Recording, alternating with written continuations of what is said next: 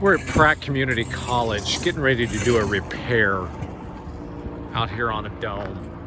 And we're going to be doing a spray foam system. Ultimately, we're doing this later next year. We're going to do the whole thing wrapped in foam and silicone. Wanted to show some of the problem areas.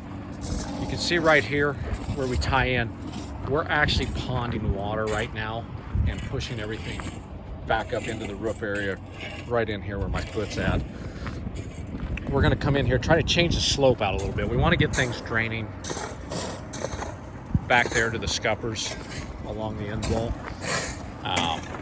Also show you some of the things. They fought leaks through this thing all the way. You can see where the roof's just kind of worn out. You can see some pretty deep cracks in here. This has been recoated multiple times with asphalt spudded down and replied. I think we're just due to come in here and do a pretty significant area of the roof, try to get it fixed. You can actually see we've been in here before. This was one of the previous repairs. They had a lot of leak issues around there. We've sealed it up. We moved the water away 3 feet. So we want to do something very similar. It's a little bit bigger repair in that case.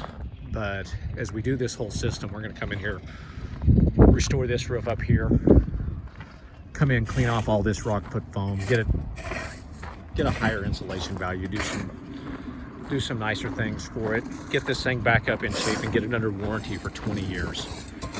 So this is Pratt Community College. This is video 1, and we'll update you as the repair goes on, show you what it looks like when we're done, and then it'll allow us to tie into the rest of the roof if we do that later in the spring.